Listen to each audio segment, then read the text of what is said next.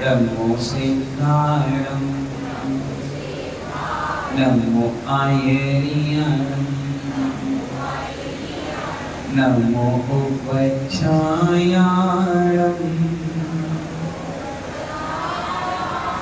नमो लोय साबूरम।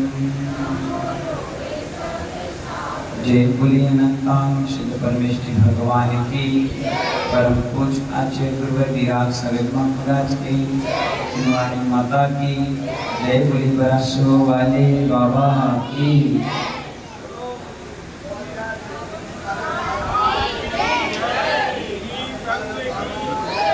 महानुभाव,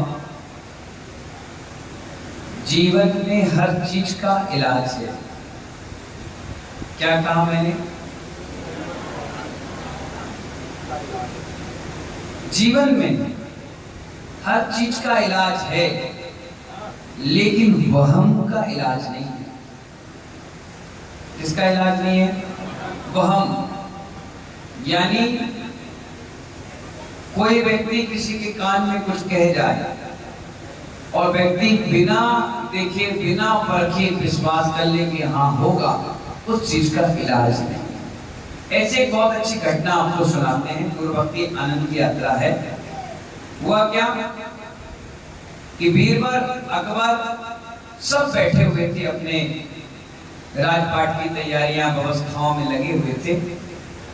तभी एक मंदिर के पुजारी से किसी सैनिक की कोई झड़प हो गई, कोई बात हो गई।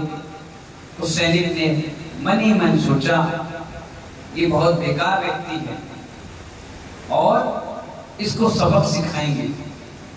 और उसने क्या किया, बीरबल के जाके कान भरना प्रारंभ कर दिया। बीरबल मंत्री थे, राजा थे।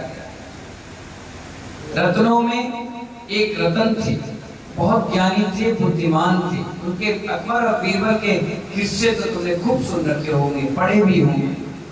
अक्सर अखबारों में, पेपरों में, पत्रिकाओं में आते थे। तो बीरबल के जब कान में भरना प्रारंभ किया तो बीरबल ने उसे डांट कर भगा दिया। कहा कि पुजारी है, बहुत सज्जन व्यक्ति है, अगर तुम्हें डांट दिया या कुछ कह दिया तो उसको बुरा मानने की आवश्यकता नहीं है। उन्हें सोचा कि ये बीरबल का व्यक्ति है। उसने जाकर के अकबर के कान भरना चालू कर दिया।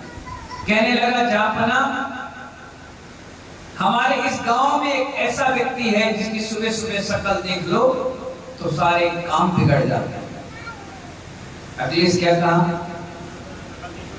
सारे काम बिगड़ जाते हैं। और होता भी अक्सर ऐसा है कि आप जिसकी सुबह सुबह शक्ल देख लो तो काम अच्छे हो जाए, तो आप शाम को उसकी पूजा करते हो, और ना शक्ल दिख जाए और काम बिगड़ जाए तो दिन भर उसको गालियां देते हैं। अकबर ने कहा, क्यों भाई बीरबल, हमारे इस गांव में, शहर में, इस देश में कोई ऐसा व्यक्ति भी है क्या जिसकी शक्ल देख लेने से हमारा पूरा दिन बिगड़ जाए? बीरबल ने कहा, नहीं जापना, मुझे तो आज तक ऐसा कोई व्यक्ति मिला नहीं। तो सिपाही कहने लगा, हाँ, एक व्यक्ति है मनहूस, जिसकी शक्ल देख लो तो सारा काम बिगड़ जाता है। जापना, मेरी तो छोड़ो, पूरे गांव के लोग परेशान और हैरान हैं। अकबर ने कहा, कौन है वो? और जापना, बात तो ये है, वो मंदिर का पुजारी है। और पुजारी जब जब हम भगवान के दर्शन करने जाए वो सामने बैठा मिले तो उसे को तो देखना ही पड़ता है। एक काम करिए जापना, उस व्यक्ति को इस मंदिर से हटा दीजिए, क्योंकि ईर्ष्या थी ना। क्या थी रानू भाई? ईर्ष्या थी, अंदर से ज्वेलसी की भावना थी। आखिरकार क्या हुआ?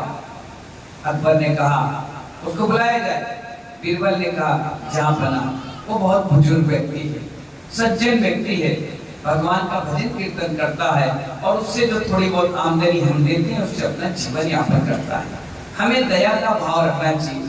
किसी की बात सुन करके हमें कभी किसी पर विश्वास नहीं करना चाहिए। मैंने कहा, बात तुम सही कह रहे हो। एक काम करो, उस पुजारी को बुलाओ और मेरे कमरे में वो सोएगा। सुबह मैं उसकी शक्ल देखूंगा और अगर मेरे साथ कोई घटना घटी तो उसको देश निकाला दे दी। ठीक है भाई। अकबर उस पुजारी को बुला देता है और वो उसके कमरे में आकर के बैठ जाता है। कहता है जहां बना आपने मुझे याद किया? वो कहते हैं हाँ, मुझे पता चला तेरी शक्ल मनुष्य है, तेरी शक्ल देखने के बाद सबके काम बिगड़ जाते हैं, सबकी अनहोनी हो जाती है। तो तू एक काम कर, मुझे ऐसे विश्वास नहीं होता, तो मेरे कमरे में सो, सुबह मैं तेरी शक्ल देखूंगा, उसके बाद कोई काम करूंगा। ठीक है भाई। उसने अपना बिस्तर बिछाया, राजा के सामने सो गया। सोए जैसे ही राजा उठा, वो भी उठ गया। पुजारी था, सुबह जल्दी उठने वाला था, उठ के तैयार हो गया।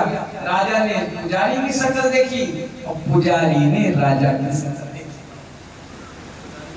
शीतल भाई समझ में आया? राजा ने पुजारी की शक्ल देख ली और पुजारी ने राजा की शक्ल देख ली। जैसी राजा ने शक्ल उसकी देखी, कोई बात नहीं, शक्ल तो शक्ल है, जैसी आपकी वैसी हमारी है, कोई बात नहीं।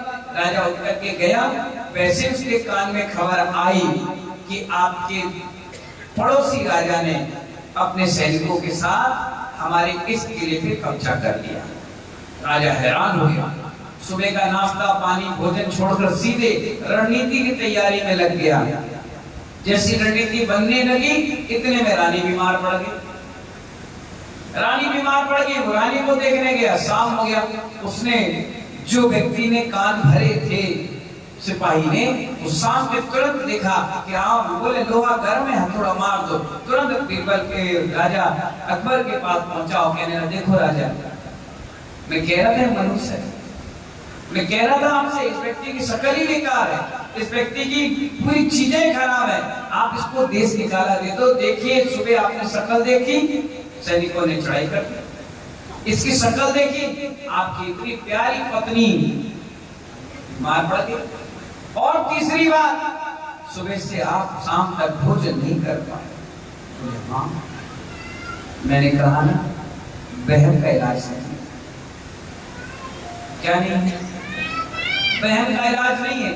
अब ये बहन इतना खतरनाक है, इतना खतरनाक है महानुभाव, कि विदेश में साइंटिस्टों ने इस पर रिसर्च करी। एक व्यक्ति को जिसे फांसी की सजा मिल गई थी और 3 दिन बाद फांसी होना था, तो डॉक्टरों वैज्ञानिकों ने बोला बहन का इलाज कैसे होता है हम दिखाते हैं। लोगों को प्रूव करना था। उन्होंने एक व्यक्ति को बैठाया, कुर्सी पे बढ़िया, और कहा कि आज तुम्हें फांसी होना है, लेकिन तुम्हें फांसी से नहीं मारा जाएगा। बोले फिर? बोले हमने सरकार से तुम्हारी परमिशन ले ली है, तुम्हें सांप से कटवा कर मारा जाएगा। बोले अच्छा, सांप से? अच्छा ठीक है। एक छोटे से कांच के डब्बे में एक काले कलर का सांप निकाला गया और उसको दिखाया गया, देखो इस सांप से तुम्हें काट करके मारा जाएगा। अच्छा ठीक है भाई। और हाथों को बांध दिया गया, काला कपड़ा उसके मुंह में डाल दिया गया और सांप को उसके शरीर में छोड़ दिया गया, लेकिन सांप ने काटा नहीं, मुंह पकड़े गए। सांप घूमता रहा और सांप को वापस उसके पिटारे में बंद कर दिया। और जो पिन होती है, पिन, सेप्टिक पिन, उसके हाथ में 2 बार लगा दी। वो हुआ, मुंह से फसूका निकला और एक्सपायर हो गया, तुरंत एक्सपायर हो गया, मर गया व्यक्ति। और जैसे मर गया, डॉक्टर ने तुरंत उसकी पोस्टमार्टम किया और जो जहर उस सांप के अंदर था, वही जहर उस व्यक्ति के शरीर के अंदर पाया। सोचो साइकोलॉजी कितनी बड़ी खराब होती है। अगर हमने किसी व्यक्ति के बारे में बुरा सोचा, तो सबसे पहले हम खुद बुरे बनते हैं। कीचड़ बाहर रखा हुआ है, इस ग्राउंड में भी पड़ा हुआ आज पानी गिरा है, अगर किसी व्यक्ति पर कीचड़ उछालोगे, डबरा डालो, तो सबसे पहले खुद को गंदा बनना पड़ेगा। खुद के हाथों को कीचड़ से सनना पड़ेगा, खुद को कीचड़ में उतरना पड़ेगा, तब जाकर के दूसरे के ऊपर कीचड़ उछाल पाओगे। यही तो वहम है अंदर से कि सामने वाला हमसे ज्यादा बड़ा है, सामने वाला हमसे ज्यादा मजबूत है, सामने वाला हमारी बुराई भलाई कर रहा है। अरे सामने वाला करेगा तो उसका बुरा होगा, हम अपना अच्छा करते चले जाएं, दुनिया के लिए हम अच्छे बनते चले जाएंगे और वो हमेशा बुरा बनता चला जाएगा। किसी की लाइन मिटाने से अच्छा है हमारे आचार्य गुरुवर विराट सागर जी महाराज कहते हैं, किसी की लाइन मिटाने से अच्छा है अपनी लाइन बड़ी कर दो, सामने वाले की अपने आप छोटी हो जाएगी। और मिटा के तो मेहनत भी लगती, हाथ भी काले पड़ जाते और सामने वालों को लगता कि मेरी लाइन आपने मिटा दी। मिटाने से अच्छा है लाइन बड़ी करने से, अपने आप सामने वाला छोटा हो जाएगा। तो बीरबल ने देखा कि राजा क्या कह रहा है। राजा कह रहा है कि इस व्यक्ति को देश निकाला दे दिया जाए, और बुलाया गया उसको। सभा में सजा सुनाने से पहले वहां पर खड़ा किया गया।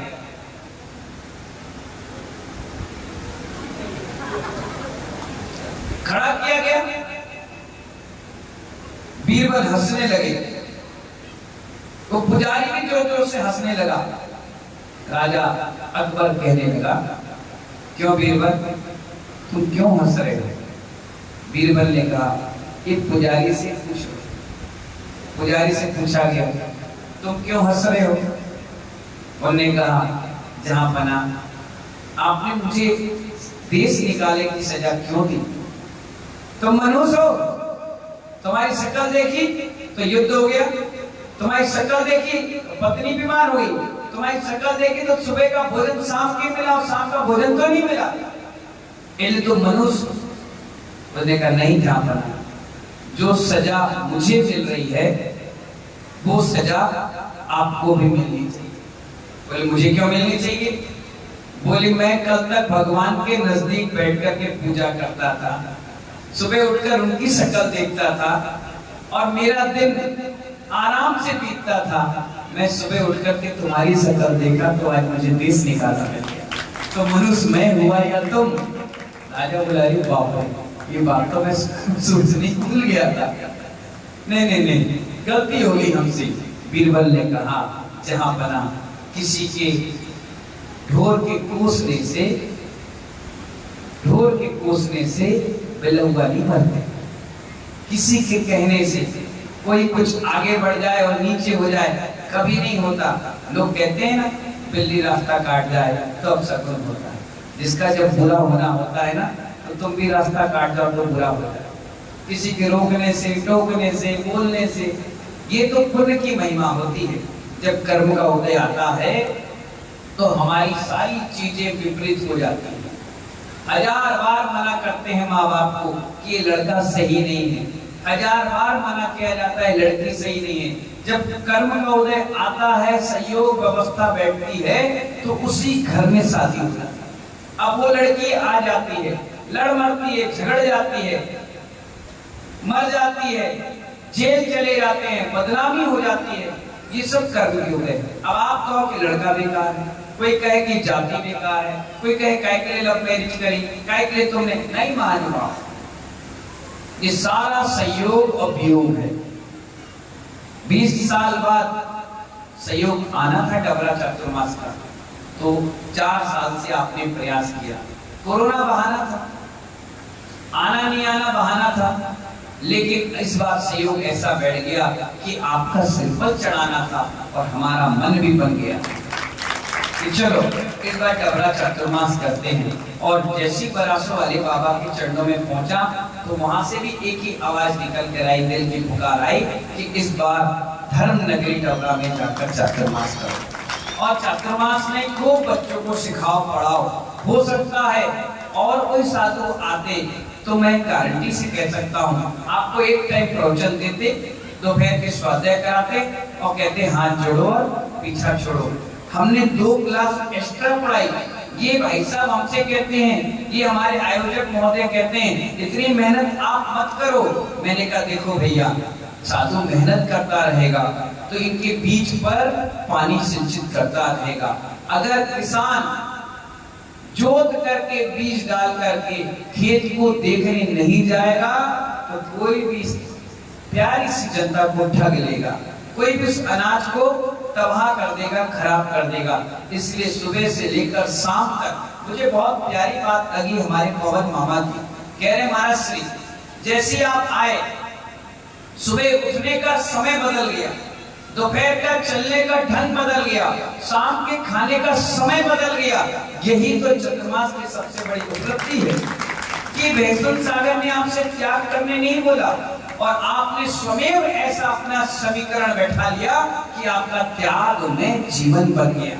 उस बच्चे को हमने नहीं सिखाया नमोस्तु करना, वो स्वयं आकर कह रहा है नमोस्तु पीछे लगाओ, तो स्वयं कह रहा है।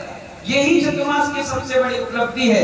क्या कमाया, क्या लगाया, क्या खर्च किया, ये महत्वपूर्ण नहीं है, हमने इस वर्षा योग में क्या संस्कार लिया, ये सबसे बड़ा महत्वपूर्ण चीज है।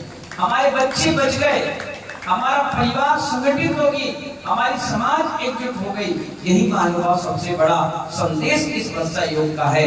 बहन का इलाज नहीं है, मैंने कहा क्या नहीं है, बहन का इलाज नहीं है। अगर बिस्तर में एक चींटी आ जाए और काट ले, एक चींटी, महन भाई, एक चींटी आ जाए तो आपको अगर हवा भी लगेगी ना तो आपको बार बार यही वहम होगा, कहीं चींटी तो नहीं आई, कहीं चींटी तो नहीं आई, कहीं चींटी तो नहीं आई। और फिर क्या होगा, पूरी रात आपको सपने में भी चींटी नजर आएगी। क्यों? क्योंकि आपको वहम हो गया कि चींटी है, चींटी है, चींटी है, जबकि चींटी एक थी और तुमने निकाल कर बाहर कर दी। लेकिन बार बार, कई बार ऐसा होता है, कई साधु आहार लेने जाते हैं और आहार लेते अगर उनका अंतराय ज्यादा आता है तो उनको पानी में भी बाल दिखने लगता है, उन्हें रोटी में भी बाल दिखने लगता है, उन्हें सब्जी में भी बाल दिखते हैं। अरे माता जी कुछ नहीं है। अच्छा, हमें लगा नहीं, उनने माइंड में बैठा लिया कि कल मेरा बाल आने से क्या हो गया, अंतराय हो गया, कहीं बाल ना आ जाए, कहीं बाल ना आ जाए, कहीं बाल ना आ जाए। और बाल बाल बाल बाल सोचते सोचते हर चीज में उनको बाल ही बाल नजर आया। कभी भी जिंदगी में नेगेटिव सोच मत रखो। अगर छोटा सा बच्चा है और वो उधर से धीरे धीरे चलकर आ रहा है तो उससे कभी ये मत कहो बेटा गिरेगा, बेटा गिरेगा, अरे अरे नहीं नहीं, कभी मत कहो। उससे कहो बेटा चल के आओ, जल्दी आओ, आ जाओ, आ जाओ। जब आप ऐसा कहोगे तो गिर भी जाएगा, उसे चोट का असर नहीं होगा। लोग कहते हैं, यह हमारा मेडिटेशन का विषय है, चिंतन का विषय है। लोग कहते हैं इस व्यक्ति का बहुत बड़ा पाप कर्म का उदय। मैंने कहा नहीं, ऐसे मत कहा करो। फिर क्या कहें? ये कहा करो इसका पुण्य थोड़ा कम है। बोलना वही चीज है, लेकिन बोलने के तरीके बदल लेना चाहिए। कभी ये मत कहो कि ये मंदिर में नहीं जाता है, ये कहो ये मंदिर कम आता है। कभी ये मत कहो कि ये बहुत गरीब है, ये कहो महाराज जी ये आपके करीब है। ये मत कहो, छोटी बातें कभी मत करा करो। ये मत करो चौके लगाने के बाद कहीं अंतराय आ जाएगा, नहीं नहीं, कभी मत करो। एक बार बीच में हमारा अंतराय हो गया, आधा आहार हुआ, मैं जैसे चौके से बाहर आया, चौकी वाला रोने लगा, दुखी होने लगा, कहने लगा महाराज जी आपका अंतराय हो गया। मैंने कहा हुआ? नहीं अभी तो हुआ। मैंने कहा नहीं, रोज 4 रोटी लेते थे, आज मैंने 2 ली। कितनी ली?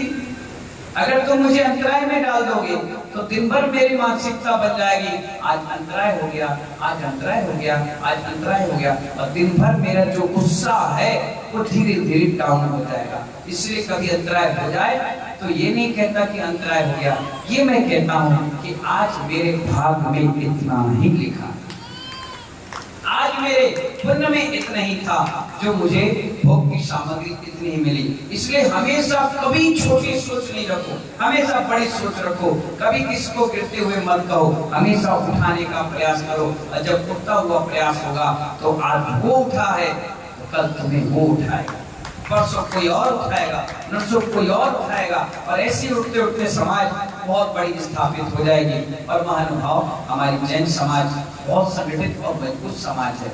और वैसे 7:30 आपका टाइम हो गया है, क्योंकि अब धीरे धीरे समय घटता चला जाएगा।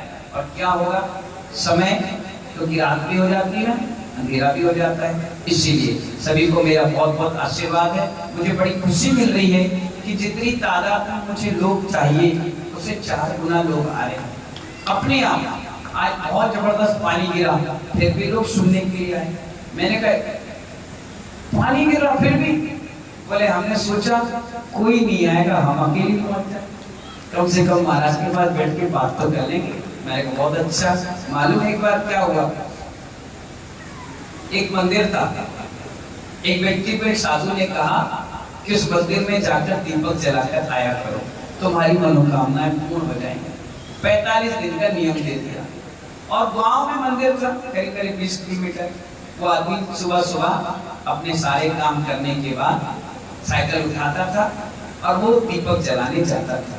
उसका एक पड़ोसी भी था, वो बड़ा ईर्ष्यालु था, उसने भी सुन लिया कि एक साधु ने इसको नियम दिया कि 45 दिन तक दीपक जलाना है, तो वो उसके पीछे पीछे जाता था। वो दीपक जलाता था और वो दीपक बुझा के आ जाता। रोज ये क्रम चला और एक दिन शाम के जबरदस्त पानी, जैसे आज गिरा ना ऐसा खूब जबरदस्त पानी गिरा, तो जो जलाने वाला था वो जा नहीं पाया और बुझाने वाला बहुत गया। माँ के देवता प्रकट हो गए, प्रकट हुए, जैसे वो देखा कि दीपक तो जले ही नहीं है, वो देखा कुछ नहीं हुआ तो जाने लगा। तो देवता प्रकट हो गए, बोले मिस्टर कहाँ? बोले घर जा रहा हूँ। बोले घर मत जाओ, वरदान मांगो, क्या चाहिए? उसने कहा वरदान? अरे नहीं, आपने गलत एड्रेस डायल कर दिया, मैं बुझाने वाला हूँ, जलाने वाला नहीं आया। अरे बोले नहीं, हम तुमसे इतने खुश हो गए, जलाने वाला अपना नियम तोड़ गया, लेकिन बुझाने वाला बुझाने के लिए आया, हम खुश हैं। बोले नहीं, मुझे क्षमा करो, मुझसे गलती हो। नहीं, तुम बुझाने वाले हो इसलिए खुश हो गया। इसलिए मानव कभी ये इंतजार मत क्या करो कि पानी गिर रहा है क्या होगा, बारिश आ रही है क्या हो रहा है, भीड़ ज्यादा नहीं, तुम तो अपने समय पे आ जाओ, आपको सुनने मिलेगा। पता नहीं बुझाने वाले को ज्यादा मिल जाए जलाने वाले से। इसीलिए मानव सभी को मेरा बहुत बहुत आशीर्वाद। सुबह सुबह भक्तामर स्तोत्र की क्लास चल रही है, क्रीम क्लास की, बहुत अच्छी काल वर्णन, समय वर्णन के बारे में बता ले, काल चक्र के बारे में, दोपहर के भी बहुत अच्छा स्वाध्याय चल रहा है। शाम के कुछ ना कुछ आपको रोचकता पूर्वक कुछ ना कुछ कहानी बच्चों के समझने लायक गुरु भक्ति आनंद की यात्रा से बता रहे हैं और ऐसी ताकतता के साथ ये कार्यक्रम चलता चला जाएगा। प्रतिदिन आपको कुछ ना कुछ नॉलेज मिलेगा। आप बताइए भक्तामर स्तोत्र की क्लास आपको कैसी लग रही है? अच्छी लग रही है? नहीं समझ में आए ना तो आप बेहिचक खड़े होकर के पूछ लेना, मुझे कोई दिक्कत नहीं। आप 100 बार पूछोगे, मैं 101 बार बताऊंगा।